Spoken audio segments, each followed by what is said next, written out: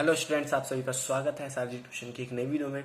And आज की ये जो वीडियो है काफ़ी इंपॉर्टेंट होने वाली है आप लोगों के लिए, क्योंकि आज की वीडियो में मैं आपके लिए कुछ स्ट्रेटेजी लाया हूँ जो आपको हेल्प करेंगी नीट एग्जामिनेशन में बायो में 320 मार्क्स स्कोर करने में। देखिए, अगर हम बात करें नीट एग्जामिनेशन की, वहाँ पे बायोलॉजी बहुत ही ज़्यादा इंपॉर्टेंट रोल प्ले करती है, क्योंकि बायोलॉजी का अकेला वेटेज होता है 360 मार्क्स का, एंड आपका फिजिक्स केमिस्ट्री का 180 मार्क्स का वेटेज होता है। एंड जैसे आपको पता है, हमारी जो बायोलॉजी की एनसीईआरटी है, इसमें सिर्फ 2 बुक्स हैं, class 11th and class 12th की मिला के। एंड फिजिक्स केमिस्ट्री में हमारी 4 बुक्स हैं, एंड प्लस इनमें आपको न्यूमेरिकल्स भी पढ़ने होते हैं, तो इनमें स्कोरिंग थोड़ी मुश्किल हो जाती है। ठीक है, ईजी होती है लेकिन वहाँ पे आपको कई सारी प्रैक्टिस करनी पड़ती है। लेकिन बायो में अगर हम बात करें, आप इजी तरीके से 360 के आसपास स्कोर कर सकते हैं। एंड बायोलॉजी में 320 प्लस मार्क्स बहुत ज़्यादा इंपॉर्टेंट होते हैं अगर आपको कोई भी सरकारी कॉलेज चाहिए अपने मेडिकल करियर को बनाने के लिए। सो आज की वीडियो में हम इसी चीज़ पे बात करने वाले हैं कि किस तरीके से आपको पढ़ना है, क्या आपकी स्ट्रेटेजी होनी चाहिए कि आपके नीट एग्जामिनेशन के जो हमारा बायोलॉजी का पोर्शन है उसमें आपके 320 मार्क्स आ सके। तो सबसे पहले जो मैं आपको चीज़ सजेस्ट करूंगा वो है अपनी एनसीईआरटी को पढ़िए। देखिए, अभी आपके पास 4 मंथ है। ठीक है, आपका 1 अगस्त को आपका एग्ज़ाम होगा, जैसे कि एनटीए ने अपनी डेट रिलीज कर दी है। ठीक है, बाकी अभी एप्लीकेशन की डेट्स नहीं आई हैं, जो वो जब आएंगी मैं आपको बता दूंगा कम्युनिटी पोस्ट के थ्रू। तो आपको आपका जो एग्ज़ाम है 1 अगस्त को होगा, तो अभी आपके पास 4 महीने हैं। तो इन 4 महीनों में आपको सिर्फ और सिर्फ एनसीईआरटी ही पढ़नी है बायोलॉजी की। अदर बुक्स पे ध्यान मत देना, वो आपके लिए टाइम वेस्ट होगा, क्योंकि जो आपका एग्जामिनेशन है नीट एग्जामिनेशन, वहाँ पे आपका मान लीजिए जो बायोलॉजी में 90 क्वेश्चंस आते हैं, उनमें से 75 से 80 जो क्वेश्चंस होते हैं वो एनसीईआरटी से ही होते हैं, and direct line to line पूछे जाते हैं। तो एनसीईआरटी को अच्छे से पढ़ना, अच्छे से रिवाइज करना। अब हम देखते हैं कि हमें कौन से चैप्टर्स को सबसे पहले करना है, ताकि अगर हमें बीच में कोई प्रॉब्लम आती है तो भी हमारा स्कोर ज़्यादा गड़बड़ ना हो। सो इसमें हमारा सबसे पहला आता है रिप्रोडक्शन यूनिट। रिप्रोडक्शन यूनिट में आपको 4 चैप्टर मिलेंगे। ठीक है, एंड इन चारों चैप्टर का बहुत ही ज़्यादा इंपॉर्टेंट रोल है, क्योंकि यहाँ से अगर मैं पूरे इस रिप्रोडक्शन यूनिट से बात करूँ तो 12 से 13 क्वेश्चन हर साल आते हैं। ठीक है, यानी अगर आप एक एक एवरेज लगाएं एक चैप्टर का, तो एक चैप्टर से 3 या 4 क्वेश्चंस आते ही आते हैं। तो इस चीज़ को आप ध्यान में रखना, इसलिए एक इंपॉर्टेंट रोल प्ले करते हैं। इसी तरीके से अगर मैं बात करूं जेनेटिक्स, इसके बाद हमारा आता है जहां पे आपको 3 चैप्टर मिलेंगे, principle of inheritance, molecular basis of inheritance and evolution. उसके बाद हमारा आता है बायोटेक्नोलॉजी, जहां पे 2 चैप्टर मिलेंगे आपको, biotechnology principle and process and biotechnology and its application. And ये मैं बता दूं काफ़ी इंपॉर्टेंट चैप्टर है, एंड यहाँ से सिर्फ एनसीईआरटी से ही क्वेश्चन पूछा जाता है। यहाँ पे एनसीईआरटी से बाहर कभी नहीं पूछा जाता, तो इसको तो कम्प्लीटली एनसीईआरटी ही पढ़ लेना। उसके बाद हमारी आती है ह्यूमन फिजियोलॉजी, जो क्लास 11th का हमारा चैप्टर है। ठीक है, क्लास 11th का चैप्टर है, एंड यहाँ पे हमारे 7 चैप्टर देखे जाते हैं, chapter number 16 to chapter number 22। इसके बाद हमारा आता है सेल बायोलॉजी, जिसमें हम 3 चैप्टर देखते हैं। कौन कौन से? एक तो हमारा cell basic functional unit of life, उसके बाद हमारा आता है बायोमोलिक्यूल्स चैप्टर, एंड उसके बाद हमारा आता है सेल डिवीजन। ठीक है, तो ये तीनों चैप्टर अच्छे से प्रिपेयर कर लेना। इसके बाद हम बात करते हैं मीडियम वेटेज चैप्टर पे, यानी सबसे पहले तो आपको यही चैप्टर को डन करना है, एंड इस तरीके से डन करना है कि यहाँ से अगर कोई भी क्वेश्चन आए तो आप उसे फोड़ दो। उसके बाद आगे बढ़े तो आगे आपका आता है मीडियम वेटेज चैप्टर। इसमें हमारी आती है ह्यूमन वेलफेयर यूनिट, जो क्लास 12th की है, जिसमें आप human health and disease chapter पढ़ते हैं। ठीक है, माइक्रोब्स इन ह्यूमन वेलफेयर पढ़ते हैं, and strategy in enhancement of food production. ये 3 चैप्टर आपके यहाँ पे आते हैं। इसके बाद हमारा आता है लिविंग वर्ल्ड, एक आसान सा ये चैप्टर है। ठीक है, आपको रीड करना है ज़्यादा से ज़्यादा, एंड यहाँ से हर साल 1 से 2 क्वेश्चन पूछे जाते हैं। उसके बाद हमारा आता है बायोलॉजिकल क्लासिफिकेशन, क्लास 11th का चैप्टर नंबर 2 है ये। उसके बाद हमारा आता है structure of plant and animal. इसमें आपके 3 चैप्टर आते हैं, जिसमें आप morphology of flowering plant, anatomy of flowering plant and structural organisation of animals पढ़ते हैं। इसके बाद आपकी आती है इकोलॉजी। इकोलॉजी कम्प्लीटली एनसीईआरटी पे ही फोकस करना, आप बाहर कोई भी बुक टच मत करना अगर आप अच्छा प्रिपेयर करना चाहते हैं तो, क्योंकि जैसे मैंने आपको बताया 70 से 80 क्वेश्चन आपके एनसीईआरटी से ही आएंगे। इकोलॉजी में हमारे 4 चैप्टर आते हैं, कौन कौन से?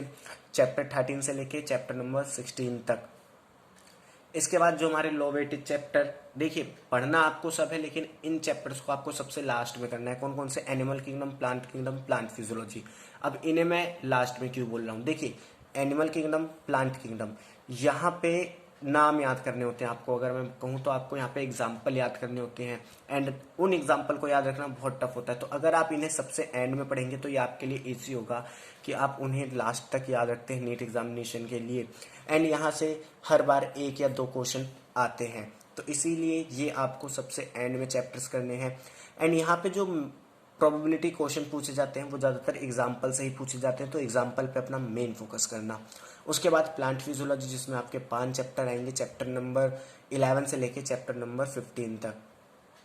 एंड इस तरीके से आप देखेंगे तो आप अपने क्लास 11th के 22 चैप्टर एंड क्लास 12th के 16 चैप्टर पूरी तरीके से कवर कर लेंगे, यानी आपके 38 चैप्टर पूरी तरीके से कवर हो जाएंगे।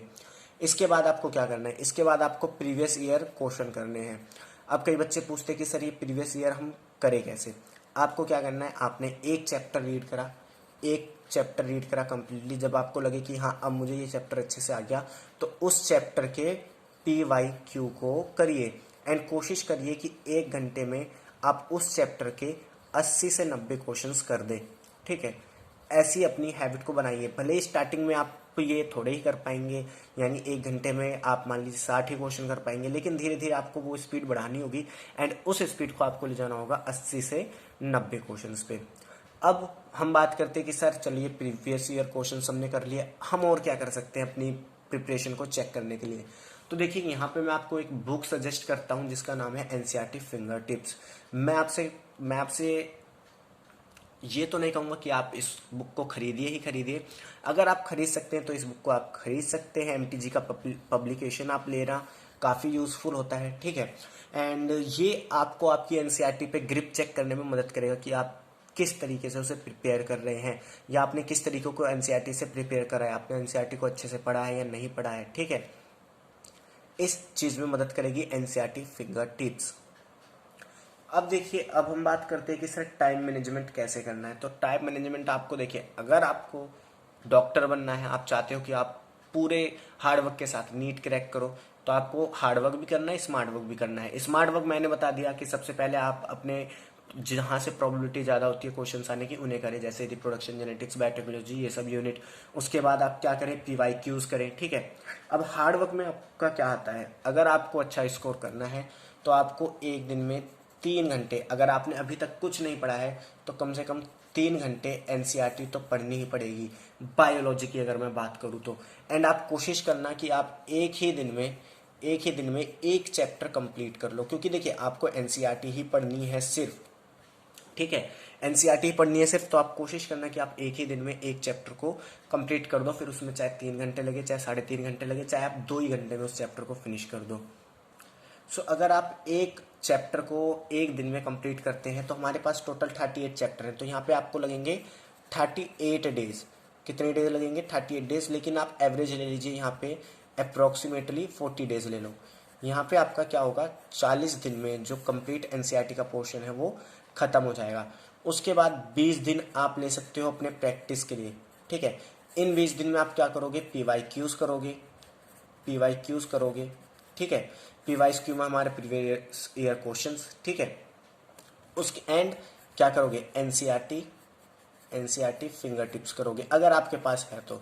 नहीं है तो कोई बात नहीं है, तो कर लेना। सो आप यहाँ देखो 60 दिन के अंदर अंदर 60 डेज में आप बायोलॉजी में 320 प्लस स्कोर कर सकते हैं अपने नीट एग्जामिनेशन में। एंड मैं आपको बताता हूँ, अगर आप ये टेक्निक यूज़ करते हैं कि आप सिर्फ एनसीईआरटी पढ़ते हैं, PYQs करते हैं, एनसीईआरटी फिंगर टिप्स करते हैं, एंड ये जो मैंने चैप्टर्स बताए इन्हें इसके पैटर्न में रिवाइज करते हैं, तो आप इजीली 320 ला पाएंगे। एंड एक चीज़ और बोलना चाहूँगा, अगर आप सही में डॉक्टर बनना चाहते हो, ठीक है, अगर आप पूरा मोटिवेटेड हैं कि आपको नीट एग्जामिनेशन क्लियर ही करके दिखाना है इस बार, तो आपको देखिए हार्ड वर्क तो करना ही पड़ेगा, बिना हार्ड वर्क के काम नहीं चलने वाला। तो ये 60 दिन में अगर मान लीजिए आप एक दिन में 3 घंटे सिर्फ बायोलॉजी पढ़ते हैं, तो आप 180 घंटे सिर्फ क्या पढ़ रहे हैं? बायोलॉजी पढ़ रहे हैं, तो 180 घंटे में आपका बायोलॉजी कवर हो जाएगा। सो आज की वीडियो में इतना ही। आई होप ये वीडियो आपको यूजफुल लगी है, एंड अगर यूजफुल लगी है तो कमेंट करके भी बताना। एंड क्लास 12 बोर्ड एग्जामिनेशन के लिए भी वीडियो कल आ जाएगी, तो वहाँ पे भी आपसे दोबारा मुलाकात होगी स्ट्रेटजीज को लेके। तो मिलते हैं नेक्स्ट वीडियो में, तब तक के लिए थैंक्स फॉर वॉचिंग।